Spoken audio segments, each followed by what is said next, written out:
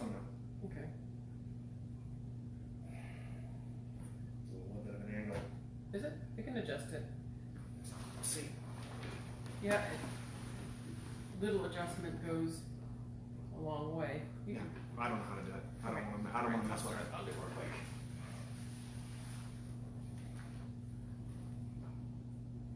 Yeah. 1 second while I readjust that. How's that? That looks better. Okay.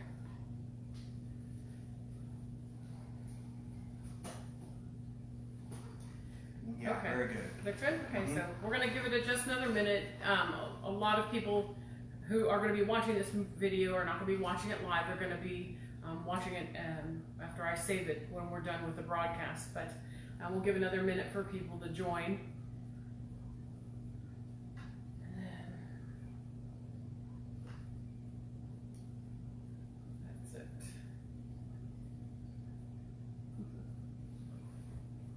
There's 2 people.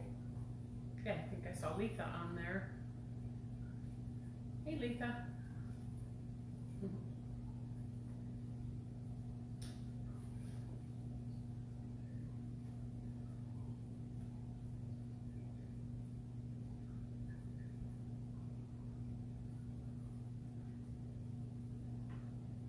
Okay, so it's 4 o'clock and we're going to get started.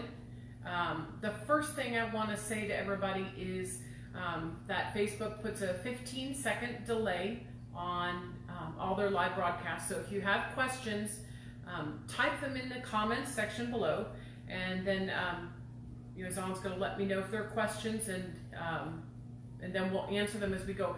Don't hesitate to ask them. We're glad to stop and answer. That's what this meeting today is for.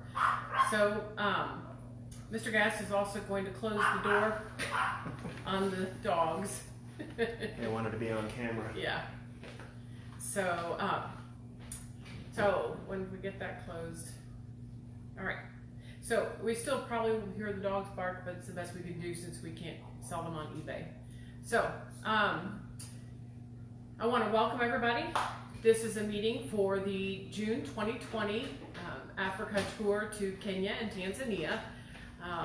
And I want to kind of start this video by letting everybody who's going, and those of you who are considering going or traveling there in the future, that this is a really, really wonderful opportunity.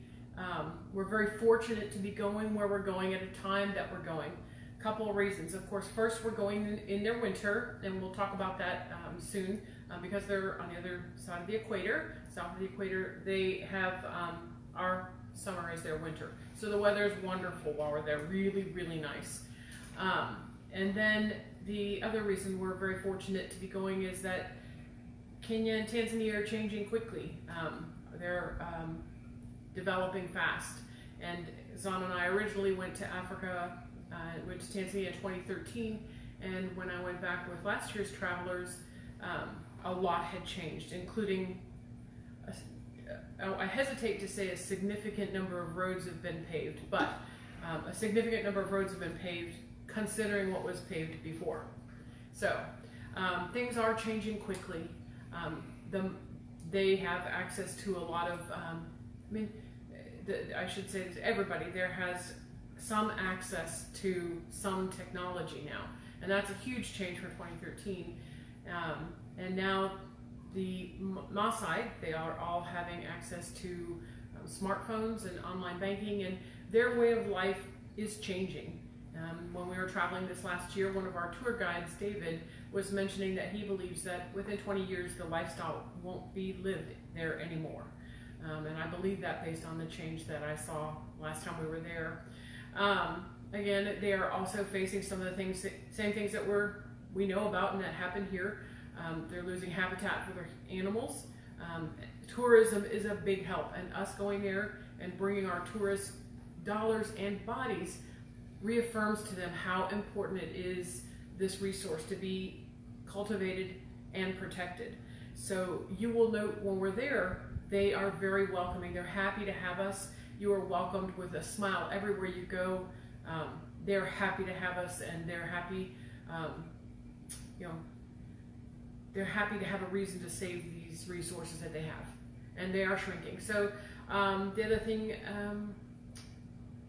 so let's see, one moment. Well, anyway, one of the things that we're doing this trip to Kenya and Tanzania, as opposed to going to South Africa or any of the other areas in South Africa, is that Kenya and Tanzania are still greatly what you'd expect when you go on a safari.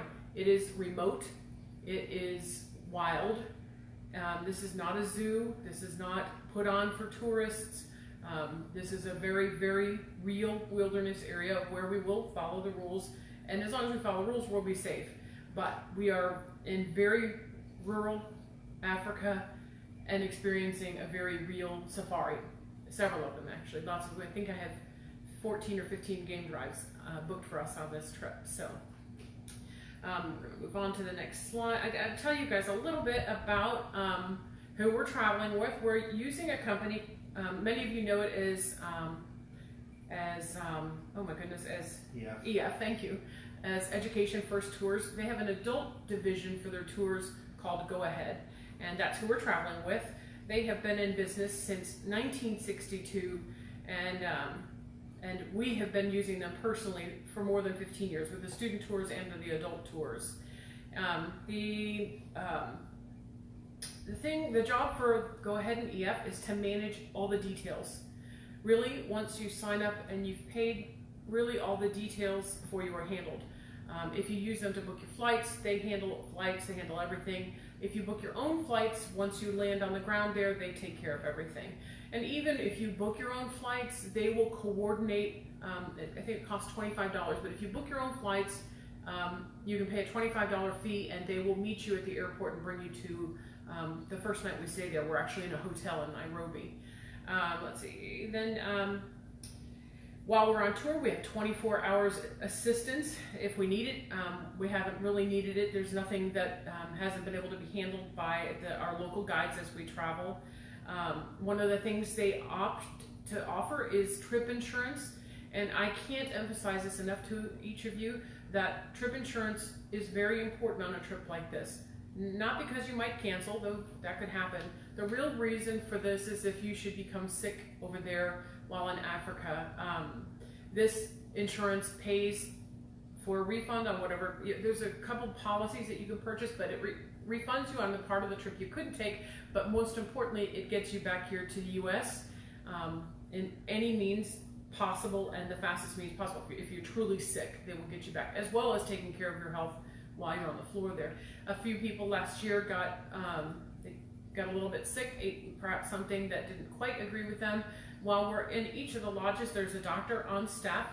They are a physician. In fact, one of our physicians was from here in the US, and she thought she might like to live in Kenya and Tanzania for a year. So that's what she did. She was a physician there on staff there at the lodge where we stayed. So there's access to a physician. I cut myself while we were on the trip. They dressed it and cleaned it, as well as so did Sheila and Andrea. Shout out, girls. And then also I want to make sure that everybody knows that if you travel, and I think those of you traveling with me for a second time on this trip, or those of you who traveled with us before to Europe, there is a rewards program, there's a discount program for signing up on repeat trips. So they will automatically deduct that from your trip. So now we're going to talk about who's taking care of us while we're in Africa. Go Ahead is working with a company called Sense of Africa. Sense of Africa has been in business since 1962. These are expert local guides, and perhaps calling them expert local guides is an understatement. What these people have to go through in order to become a guide, but also the knowledge that they are happy and thrilled to share with us. They're very articulate, they're fun, they're excited to share their knowledge with us, and I cannot emphasize enough. And I can't tell you how much these people will mean to you before this trip is over. You'll really enjoy them. And who I have pointed out here, I don't think he's watching because it's probably about 4 in the morning there. This is our tour guide from last year. His name is Peter Walagunda, and we have requested him for this tour. We don't have any reason to believe he won't be our tour guide for us, but that won't be confirmed for me until about 100 days prior to departure, but we don't see that that's going to be an issue. So Peter's awesome, and he's a lot of fun. he's happy to answer your questions, so feel free to post them here in the comment section too if you have any questions for Peter. The guides are with us from the entire trip. So we're picked up in the Nairobi airport by a representative for our Go Ahead Tours, and we're taken to our hotel where we promptly go to sleep. In the morning when we wake up, we have breakfast, and we will be introduced to our tour guide. He and his crew will stay with us the entire trip. Each safari vehicle has its own guide. So while Peter is a tour guide, he will have 4 or 5 of his colleagues, and we'll talk more about the safari vehicles in another slide, but each car will have its own guide. You will ride with that guide each day. You'll get to know them, you'll get to enjoy them, and ask them questions, and they'll be resourced for you if you need help or anything like that. So yeah, let's see, we covered that, and we touched the physician thing. So next, I want to go back and talk about the trip again a little bit. That we are traveling one of the best times of the year. We're seeing a lot of things during nice weather. May is the end of the rainy season. June is the beginning of their summer, winter, which is very, very dry and cool. Seeing things at this time of year makes it a lot easier to see the animals. The grasses are not quite so tall. The shrubbery is not so dense. It makes it easier to see some of the animals that we're going to see. Let's see. Sorry, I lost my place. Another important reason we're traveling at this time of year is because there are less mosquitoes. And sorry, the pointer is also a back scratcher. Sorry, Hassan told me not to use it, but I insisted. So I want to give you a little bit of the essentials of this trip. We are visiting a lot of places. We are 2 nights in every place except Nairobi. The first night we're just going to go to sleep, get a good night's sleep, and then we're up and touring. Then I have arranged it so that we are 2 nights in each lodge. We found it that when we were just traveling and spending 1 night in a place that it's very settling, it's exhausting. You unpack just to repack. So every night every lodge we're in 2 nights. We're going to be visiting the Great Rift Valley, Amboseli, Serengeti National Park, the Ngorongoro Crater, which is among my favorite places on earth. I cannot lie. It's my favorite. In fact, this trip only usually does 1 night in the Ngorongoro because it's a little bit spendy, but we are doing 2 nights there, and we won't regret it. We always have left wishing we'd spent more time there. We're also visiting Tarangire National Park, which has, I think it has the largest concentration of elephants and lions. And then we're going to be visiting Old Dubai Gorge. Old Dubai Gorge is where Louis Leakey and his wife discovered Lucy, the oldest known link between human and apes. And they are still digging. They're still doing a lot of research and work there. We will be able to observe their work. We'll probably have a short lecture there by one of the teachers that's there. So it really is a very, very packed trip. I know that this doesn't look a lot when I put these tour essentials, but this trip is very busy. So we are going to be very excited. Hang on 1 second. We'll be experiencing really the very, very best of Africa by going to Kenya and Tanzania. When Zon and I were in Tanzania a few years ago, our tour guide Thomas, who's a friend, also said to us, please come to Kenya. You will never regret it. You will see so much more, and I promise you won't regret that. So this last trip we did go to Kenya, and we kept Tanzania, but it is true that Kenya does not disappoint. Kenya is an incredible, incredible place. We're very, very lucky to be going there, and it's no accident that's where we're going. Let's see here. Hang on. We're also going to be seeing Serengeti National Park. We're going to visit with the Maasai tribes. We'll have an opportunity if you want to go boating with the hippos. I would like to take a moment and point out in this photo. This is while we were on safari in 13, we passed a pool with hippos, and there was a crocodile. I think I cut him out of the picture because we have enough of those in Florida. I mean, they're alligators, but they look the same to me. And Zon asked, did I see the hippos? And I told him I in fact did see the hippos. It was right there. And he says, no, the hippos. And it wasn't until I looked at the picture and I saw the hippos in the area below. So we will be seeing actually this exact area, and we will be seeing a lot of hippos. Lots of hippos is an understatement. So then the other things, we're going to be falling asleep to the sounds of hippos, to the sounds of elephants, to the sounds of lions roaring. It is an awesome thing. You're not want to go to sleep because you'll miss something. So, and then a lot of these lodges where we're staying have a lot of spa amenities. They have massages and all kinds of whatever you want to do. So let's see, we'll move on to the next slide here.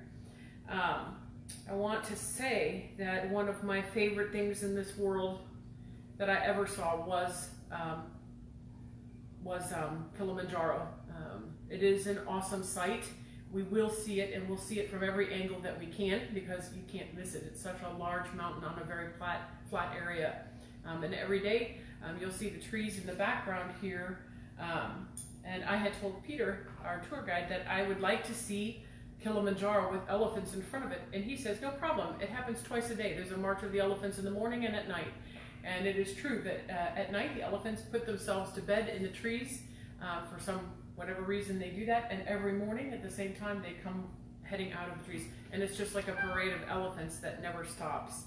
So let's see. We are also going to be seeing, this is a wonderful drive that as we go from the Serengeti National Park to Ngorongoro Crater, we pass this valley. We'll pass lots of beautiful places, but this valley here, where there's a group of Maasai living there with their cattle in their boma. The boma's this fenced-in area. This is at night. They bring their cattle in each evening to keep them safe from the lions that do live in the area. And then you can kind of see over here the tracks they make as every morning they head out. This was them just heading out for the day to go graze the cattle and take them to water.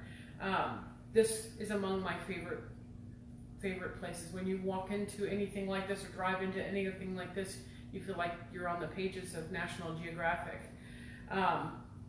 So we will be seeing that, and then let's see here. So some of the things that we're going to be seeing, we are hoping to see the Big Five. We'll go over them, but I can tell you that many of the things we're going to be looking for, we're going to be looking for cheetah, and we're going to look for hippos, which I think we'll see in spades. We will be seeing baboons and hyenas, Cape buffalo. Cape buffalo are, that's these guys, they're always angry about something. And Peter said it best when he said, they always look at you like you owe them money. And it's true. And there are lots of dents in some of the cars, I think, from people who have ticked off the Cape buffalo and they have rammed into the side of the vehicle. So we didn't have any of that, but evidently it happens. We'll also be looking for some giraffe. We will see them, and they are absolutely beautiful to see moving on the plains. Then we also hope we're going to be seeing the rest of the Big Five. Hang on, didn't change my slide. No. There we go. So I want to say that sometimes when we're looking for things, we're going to be having to look hard for them. I don't know how they found this lion in a tree, but they found this lion in a tree. And this lion wasn't in a tree right next to the road. This lion was in a tree about half a football field away. And I don't know how they saw it, but it was an absolute amazing sight when we did find it. Cal, the feed is frozen here. Oh, is it? Yeah, it's not. Hang on. Let me see. It should catch back. Refresh your page and see if it catches back up. Hang on 1 second while we make sure that we still have feed going. Still going? Hang on. Okay, well, I'm going to keep going. I think it's coming back up. Okay, I'm going to keep going. So anyway, lion in the tree, hard to find. Other times we'll be looking for the animals and they will not be hard to find, and sometimes they're 10 feet from your safari vehicle like this lion was. In fact, quite a bit of the time, the animals are very, very close to us, and as long as we follow the instructions for the guide, we're never at a risk.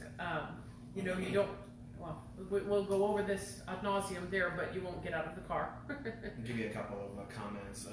Lucy and Fernando send their love. Your mom said that the buffalo expression is like she used to look at you when your room was messy. Oh, thanks. And Great. Yeah, so That's great. Thanks. and they said they miss me, so tell them for me. I miss them too. Great, they can hear you. And always good to have a mom that's keeping you humble. Let's see. So then we also are going to hope to see a leopard. On one trip, we saw probably 10 or 11 leopards. This last trip, we saw exactly 3, no, 4. And all of them were heading away from us, so, or very far. But it is wonderful to see them. They're absolutely gorgeous animals. And when you get to see them, they are often staying where they are. You know, they're in the tree hanging out or whatever, but this one was actually on the move for hunting. We also, of course, hope and look forward to seeing elephants, and we will see them in spades. The elephants are everywhere, and they are more amazing than any elephant you've ever seen in a zoo. It's just not the same. And after you go on this trip, seeing any of these animals in a zoo will really be largely meaningless, and it's kind of sad. So sorry to wreck it for you, but Africa is way better than a zoo, and I guarantee you that you won't see a zoo the same again. All right, so moving on. So we're switching gears for just a second. I want to get everyone an expectation about what to expect as we travel. And I'm going to look at my slides for these instead of you, but I want to make sure I don't miss anything. From the east coast of the U.S., it will be approximately 24 hours of flying time, and that's an approximate. It could be a little less, won't likely be more, but and it's about 36 hours of travel time. So you will leave your area here, likely fly to Europe. It has to stop somewhere between here and Nairobi because they have to refuel the planes and change the staff, and so then we fly from Europe on into Nairobi Airport. It's a long day and a half. It's long, no doubt. But you go to sleep, bring some Benadryl, do whatever you do, have a glass of wine. But when you get off the plane, I promise we'll have a great time. We typically arrive in the evening, which is nice, sometimes late afternoon, early evening. We get to the hotel, have a quick dinner, and everybody gets their keys, and they just send us straight to bed. They tell us where to meet them in the morning. I'll be there in the lobby greeting each of you as you get there. I'm trying to work it out that I get there a day ahead of time this trip, so is there a question with somebody? Just somebody commenting. I don't know if you want me to interrupt you with comments as well. Or if they're important, sure. Oh, well, it's important to them. It's important then. Kathy Jones, looking forward to seeing everyone. Oh, we're going to have a great time, Kathy. That is important. We're going to have so much fun. Let's see. So then when we, dinner, great night's sleep. After breakfast, we're going to have a quick meeting in the lobby of the hotel. We will be with the go-ahead representative who will introduce us to our tour guide, who is likely going to be Peter, and his colleagues. They will meet us there, and we will be boarding our safari vehicles and be on our way. But that meeting is important to kind of set some expectations. They usually have a little surprise for us, things like that. Let's see, transportation between Kenya and Tanzania. Okay, so I think I really want to make sure I can communicate this to everybody really well. And that is that the trip from Kenya to Tanzania is about 5-6 hours driving time. All of these safari vehicles have governors on them that keep them from speeding, right? So we can't speed. And especially the buses that we'll be riding on, they really don't travel fast. And they're required to stop. Like truckers here, they have some very specific stops they must make. So I want everyone to understand and anticipate that this is going to be a day of travel. When we wake up in the morning and we leave Kenya to go to Tanzania, we'll stop and have lunch in a beautiful city, well, an interesting city called Arusha. I think it's beautiful, but Arusha, and then we will head on to where we're staying for the night in Tanzania, which I think we're in the Serengeti Sofa Lodge the first 2 nights. So anyway, and then, so we stay there in Tanzania. We're there 5 days, and the return trip is the same. It's a full day of travel on the way back. There's no way around it. And when we get back, we'll have what's called a day room in Nairobi, where we can freshen up, clean up, and then we're all going to be going to the airport for our departure. And we leave pretty much any time between 6 p.m. and 11 p.m. So you're going to get on your plane, grab something to eat, and you're going to go to sleep. And that's just how it goes. And it's a long trip home. I won't lie about that either. So let's see, where are we at here? The ground transportation is in specially outfitted Toyota Land Cruisers. These things are impressive. Even brand new, they look like they've been beat to hell because they've taken a beating. I mean, 1 week on the roads and they look like our 1-year-old cars. But these things are incredible. They're strong. They're tough. And I want to say they don't break down, but experience has told us otherwise. So things can happen on safari, and they're prepared to take care of it. This trip should be a lot smoother than our last one. We had a flat tire and we had a CV joint break on the thing, but I mean, when you see these roads that we're on, you'll understand why. But they have all the equipment they have, and you know, we had an adventure. Those of us who were in the ones with a flat tire. I'll show you that picture in a minute. It's on one of the slides. The vehicles are like this. Everybody, there is room for 7 people. Well, really 8, but one of them's the driver in each vehicle. Typically, we'll have 6 people in each vehicle. One back, middle, and middle again, and the driver and one other passenger. Now, typically the driver's there by himself, and everybody has a window seat. Everybody can stand on the seat to look out and take photos out the top of the vehicle. When it's really cold, they put it down. When it's really hot, they leave it up. And you can see a few of the vehicles. We only had one like this. And you know, it was actually kind of nice because you didn't have this roof that you were constantly hitting your head on, but on the other hand, the sun was beating down, but it was winter, it was okay. So that's that. The vehicles are neat. I want to say that each of these vehicles, by the time that, I want to point this out because it's important to understand how much they've invested in these. Each one of these vehicles, by the time it's been retrofitted with extra suspension and extra everything. They have coolers in them that keep your drinks cold and stuff like that. That they cost around $80,000 a piece.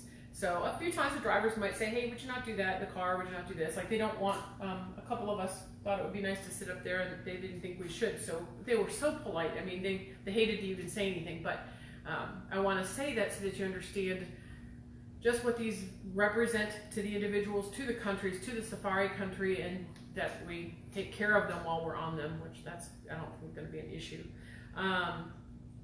Let's see, every traveler has a window seat. Yeah, and I want to point out again that the back seat has a cooler installed in it, and they equip us with waters. We equipped us with beer and wine for the cooler, and we had a good time. It was fun. Let's see. I did see. Did I switch? Let me switch to the next slide here.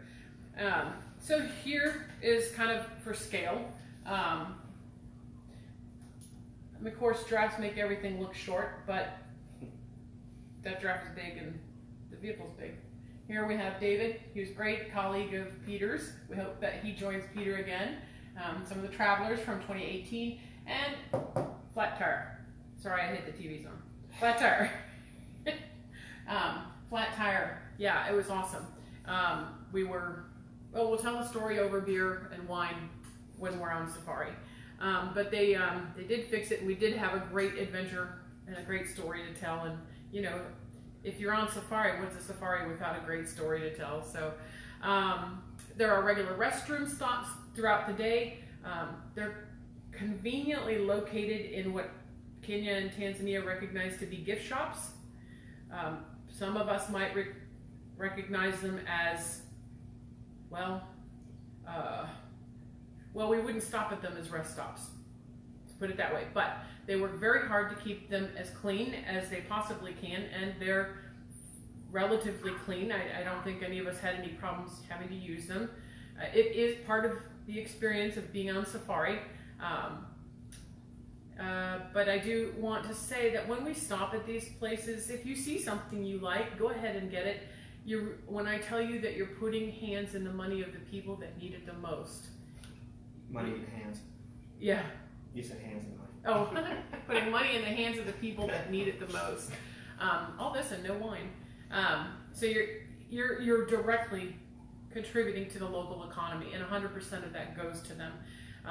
When you're there, you'll see the people, they're carving, they're painting, and they're not buying this from China and importing it. They're making it with their hands, and they're selling it to us. And so when you can and you see something you like, and they also like to bargain, I'll teach you about that. Peter will be a better one to teach you how to bargain.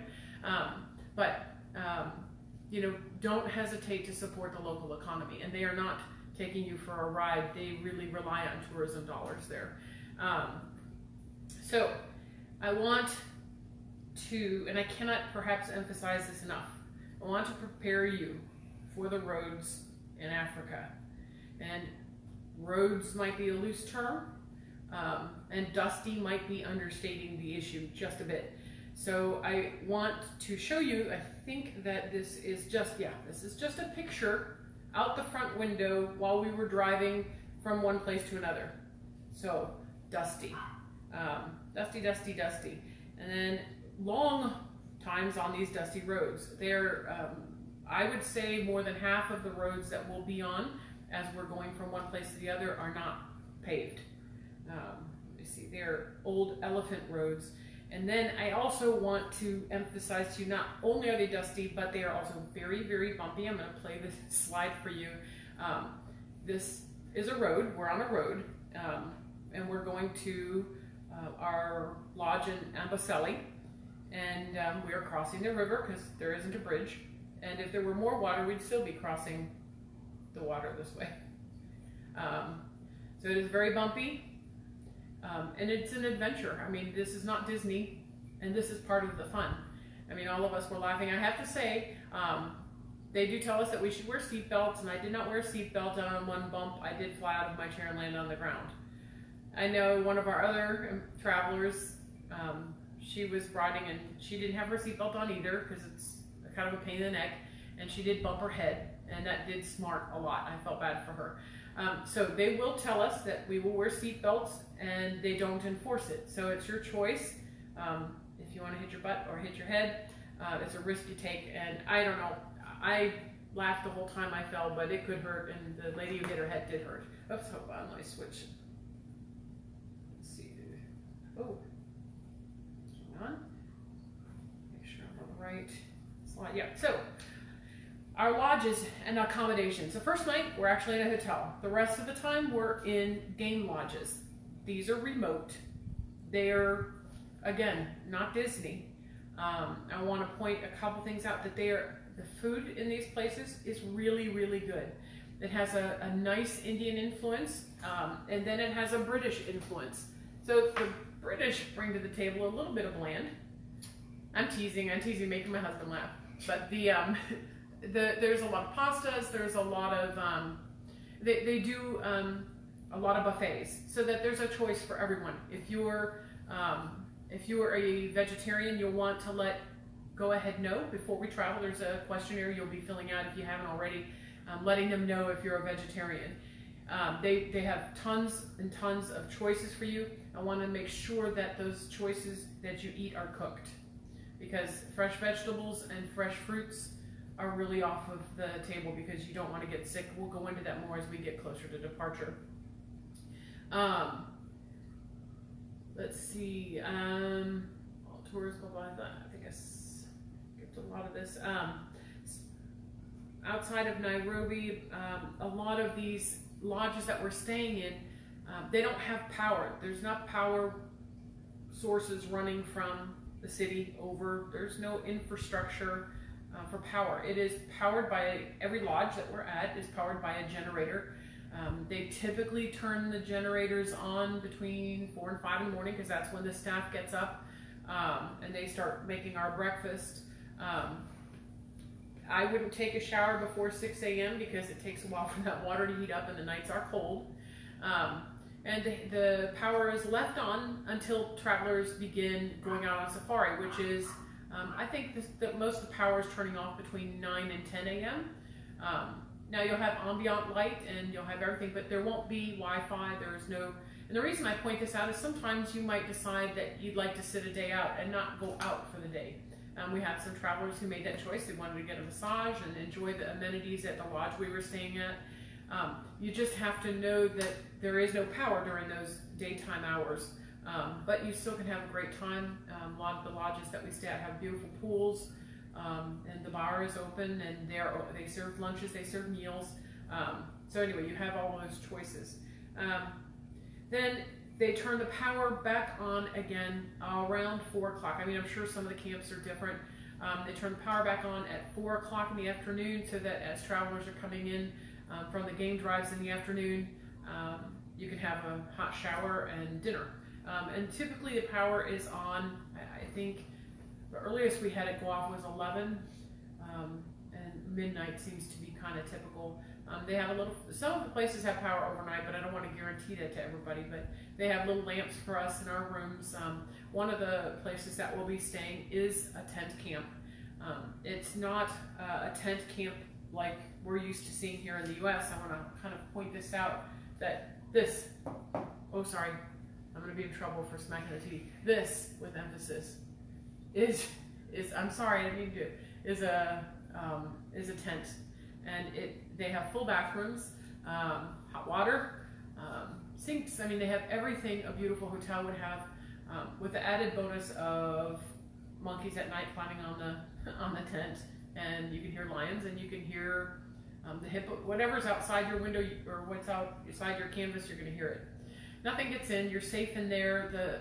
The lodge that we stay at it's fenced in, and there's a river that runs around us, so you are very safe, and the people that take care of us are up there all night making sure that nothing's coming for us, but we're good. This is another lodge that I love, and I booked us 2 nights there. I customized a lot of this trip, and this was part of the reason why. It's hard to fully appreciate it in this picture here, but these of course are the lodge rooms that we stay in. But this whole first and second floor are balconies, and it's kind of surrounded by rock cliff that's about 6 feet high, maybe or so. But outside here, and you can't see it, are Cape Buffalo, and probably we saw 40 elephants there, and they're serving us beer and wine and coffee and whatever we want on this beautiful patio. And it is just a place to sit and watch and soak in what you're at. We have a whole day, so we stay there 2 nights, so we have a whole day. And I have made arrangements for us to take a tour. There's a mountain there that has the only known population of black-faced leopards. So I can't guarantee that we'll see them, but I guarantee we'll go look for them. And we hope we can see them. This is the place where we did see 3 of the 4 leopards we saw here. So this is an amazing place. It does look like it was built circa 1950 in the shape of an ark, and it was. But the amenities are beautiful, and the food is good, and it's a great time there. So I think it's one of the places I'm very excited to share with you. I also want to say that all of the lodges we were at last time had Wi-Fi. So it's fantastic, but it's also a little frustrating because at night the Wi-Fi kind of gets jammed up with everybody uploading pictures and things like that. But it is there, and it is usable. Phone calls from there, I would do Wi-Fi calling. If you can accomplish it, it can be, again, a source of frustration, because even with international calling, a lot of travelers had trouble with the expense of roaming. Now, roaming doesn't really exist except between Kenya and Tanzania. So if we're in Kenya and it uses a Tanzanian phone pole or whatever, then there's some kind of roaming fee. And Zana actually, when we got back, and I think we kind of knew this was going to happen, we had the phone bill came in at $500 or $600, and Zana made a phone call to whatever our phone company is, and they backed out the charges, but it would have been a hefty bill had they not done that. And we kind of knew about it, and we figured they'd take care of it anyway, so we did it. But I will tell you that to the best of your ability, calling home, you'll want to do on the Wi-Fi calling, or keep those calls super, super brief. Let's see where we're at here. I want to make sure I don't miss anything about there. Yeah, you want it. Yeah. Let's see. Okay, so we're going to move on to the next slide, which is on our travel documents. these, I'm going to read this again because I don't want to miss anything. Travel visas. Kenya is $50, Tanzania is $100, plus some processing fees. The fees are not that much if we do it straight through the embassy. So you can, if you budget $200, that should cover your visa requirements for this trip.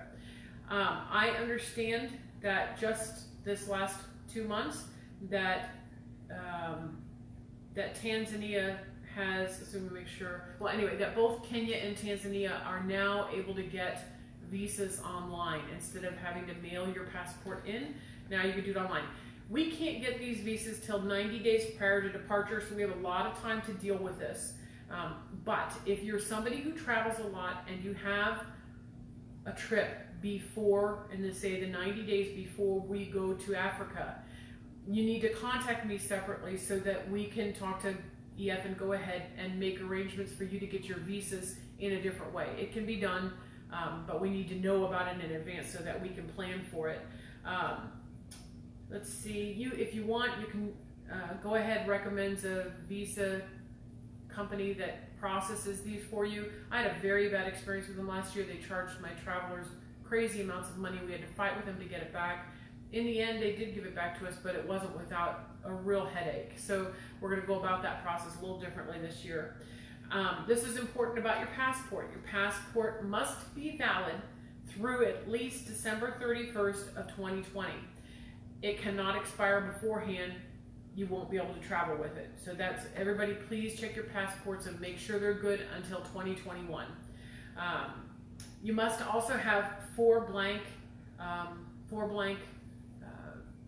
pages at the end. It can be front and a back, front and a back. They cannot be amendment pages. Now, I don't know what amendment pages are. I've never seen one, and none of my travelers have ever had to worry about it. So just make sure you got 4 blank pages on your passport for this trip. And as we're traveling, I want you, everybody, wear your passport. Don't leave it anywhere. I don't even leave it in a room. Yes, we have safes in each of our rooms. Everybody has a safe. But American passports are extremely valuable, and I don't leave my room without it. So let's see where we're at here. Moving on. Let's see. Perhaps we're moving on. There we go. So vaccines and wellness. I'm going to tell you that everybody should have the childhood vaccines. That's measles, mumps, rubella. All the childhood vaccines. I have yet to have a traveler who hasn't. If you have not, you should. You should. I mean, one time we were on our 2013 trip, and we were in, we were in Dar es Salaam, and we saw somebody I saw somebody who was walking funny, and I saw a lot of people walking that way, and I asked Thomas what had happened. Why were they walking funny? Because it was all over the community, and he said it's because of polio. So I want to tell everybody, make sure you had your childhood vaccines. I think all of us are old enough that we're there. Anyway, if you haven't had or have any questions about your vaccines, I want you to check with your doctor, because everybody's recommendations will be specific to them. The CDC has some guidelines, and they may the CDC is going to have 3 levels of recommendations. We just need the first tier of recommendations. We are not going to be there doing humanitarian work and living in these villages and exposing ourselves to some of the diseases that exist in the villages. We are going to be traveling as tourists, and we are very insulated from all of that. So make sure you have your regular vaccines. Please see the CDC website for recommendations. I also have a link to that on our Facebook page. If you're having trouble finding the exact page, I have it in our files on our Facebook group page. And this will go into in depth as we get closer. The only required vaccine is one called yellow fever. And it's required because, and only because, we are traveling between 2 African countries. We're traveling between Kenya and Tanzania and back.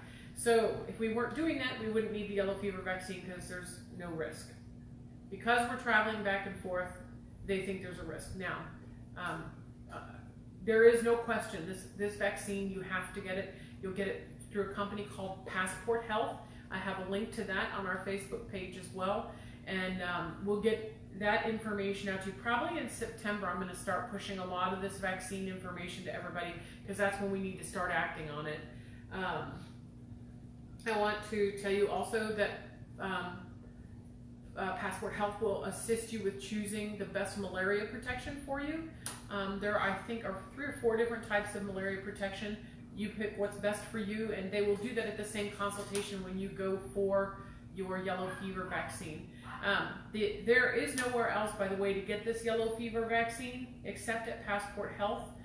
So if you're having trouble finding a Passport Health, reach out to Go Ahead Tours, and they'll help you locate, or I can help you locate something in your area that might have it. There's a shortage on the vaccine since they started requiring it when you travel between the African countries. When we're in Africa, this is just like going to Mexico. Don't drink the water, and don't brush your teeth with the water. You're going to be given bottled water all day long that's from Go Ahead and from Sense of Africa. That's what you should drink. Don't buy it on the streets from people. You just accept the water given to you by us. There will be plenty. No ice in your drinks, no fresh fruit that's been washed in their water, no matter how good the fruit looks, and it looks good. Don't eat it. Don't even lick it. Don't do anything. Just walk away and take a picture. But don't eat it, because if you lived there and stayed there long enough, you would develop a resistance to the things that exist there that we're not resistant to. And there cannot be anything more miserable than being on an African trip and have GI issues. It's a long way between bathrooms when you don't feel good. So don't consume fresh fruits, vegetables, and the only thing you can have if you peel it yourself is a banana. And again, peel it yourself, and if you feel compelled to wash it with bottled water. Let's see where we're at here. Travel insurance, I mentioned this earlier. The travel insurance, there are several levels available through Go Ahead. They have just the basic coverage all the way up for cancel my trip for any reason. I want everyone to look at those. You can go to Go Ahead's website to look at them, and they can answer the questions there for you. You can read about each of them, or you can call them, or you can go to my website. I have the same information from their website posted on our Facebook page. Let's see. Yeah. Hang on, sorry. Okay, so this is a fun one. Luggage requirements. Now, I have done this a lot of times, both to Europe and to Africa. You have to believe me. This is how we're going to travel. Now, there are very strict requirements on this because of the nature of the trip. We are not going to dinner in dressy places at the Ritz in London. We are going on a safari. And, oh, I meant to tell you, by the way, that the lodges have laundry services. And I spent probably $30 on the whole trip with them to do my laundry. So have them do your laundry. It's easier than doing it yourself in your sink in your room. So sorry about that. Back to this. Everybody should be traveling with a soft-sided bag. It may have a set of wheels on the bag, one set of wheels on the bag, like a rolling duffel. And I posted one on our website, on our Facebook group. You can't see the wheels here, and that's actually, there they are, I put them up there. They may have 2 small wheels that are recessed. They can't have these big wheels that take up room. I mean, room is a commodity on these vehicles. These bags go everywhere that we do. They ride in the back of the vehicle, and hard-sided is not allowed. So it must be soft-sided, and the wheels must be small and recessed like that, okay? Any questions about the luggage you have, feel free to take a picture and send it to me, and I'll tell you, yeah, that'll work, or no, it won't. There are very strict guidelines about the size of bags we can take. If you're flying with me, not booking your own flights, and I would recommend this to everybody, don't check your bags. We're going to a third world country, and things have disappeared. And if you have it with you all the time, it won't disappear. So keep your bags with you. The airlines, I have all of this typed up, and it's all in our travel section of notes on the Facebook page. But I recommend you do not check any luggage on our way to Kenya and Tanzania. Keep it simple. I'm going to have an entire video on just packing, and I will help you. I wear large size clothing, and I can do it.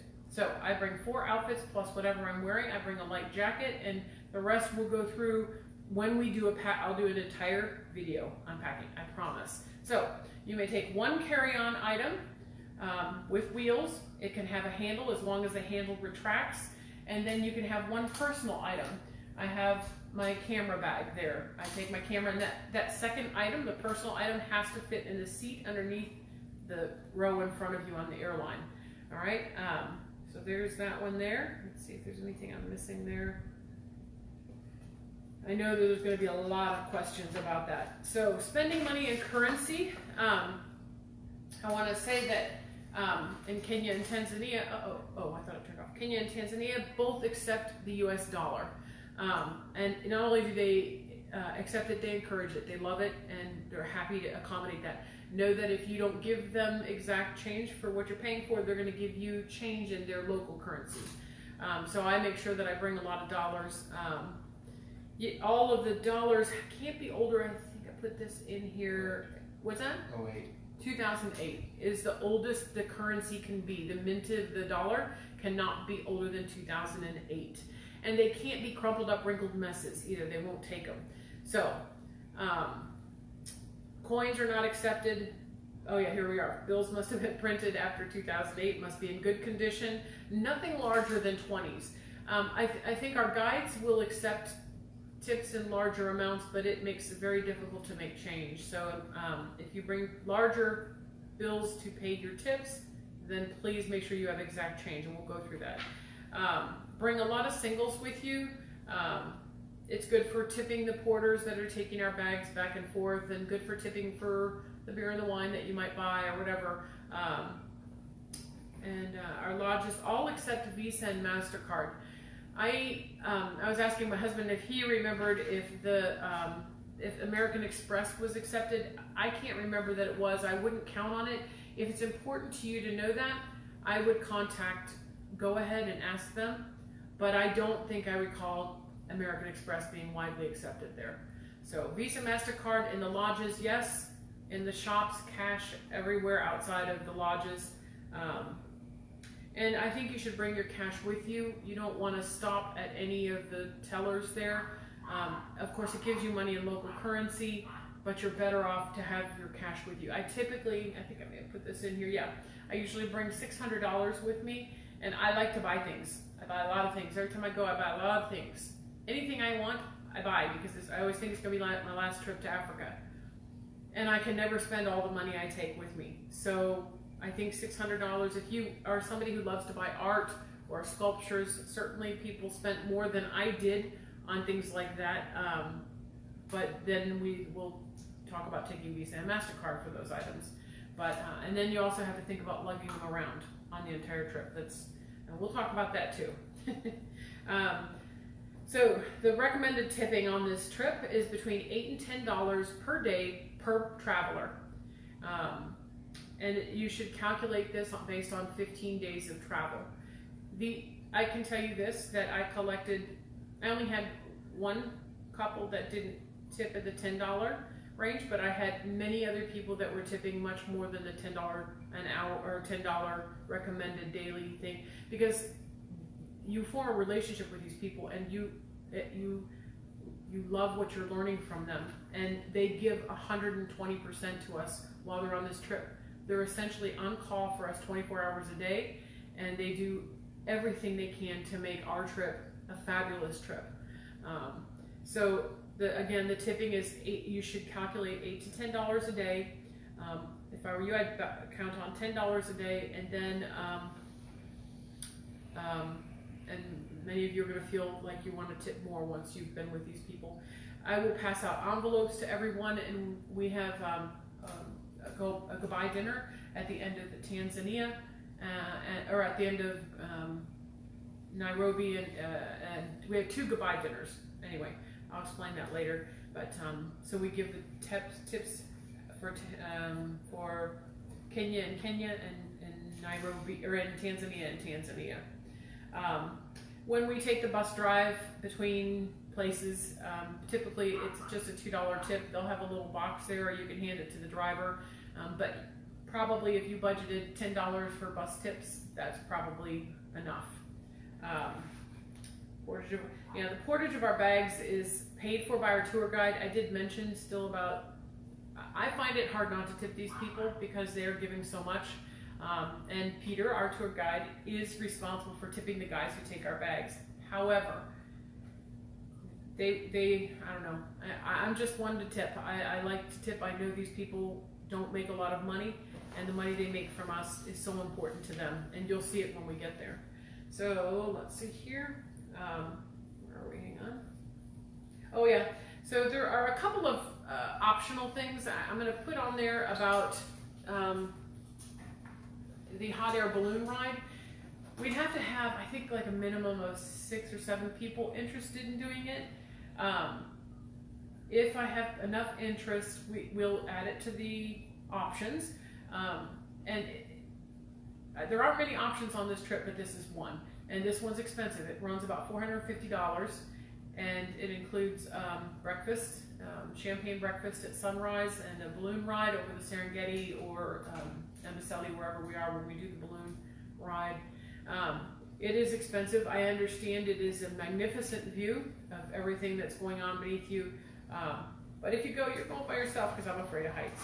So let's see. I say that in jest, but one of our guys will be with you.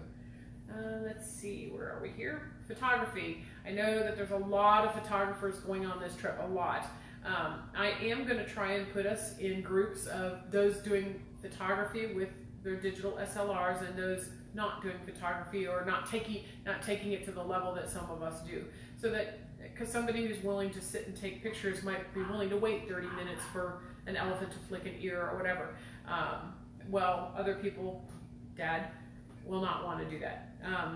Let me add this. So I will tell you that even if you don't intend to do serious photography, I'm going to post a camera on our Facebook group that comes in under $300. It has Bluetooth and it has Wi-Fi, which means you can get back to the lodge and upload your pictures just as if they were on your cell phone. It's pretty small. That's coming up pretty small. Oh, sorry. Well, anyway, I'll put Nikon Coolpix has a camera with Zoom, Bluetooth, and Wi-Fi. So, sorry I made it small. I didn't mean to. I will put the link to this on our Facebook page. It's a great little camera. It has a zoom, and I think it would do for those of you who want to use your cell phones. This is a really nice upgrade, and you won't be sorry that you did it. I will say that people's frustration with their cell phones on the last trip, because there were many who used just their cell phone for pictures, they were running through their battery really fast, and it can be a challenge to charge things there. I mean, every night you'll be able to charge your things, but while we're out during the day, some of the cars have chargers in them, but they weren't working or whatever, and then once your phone's dead, you're dead.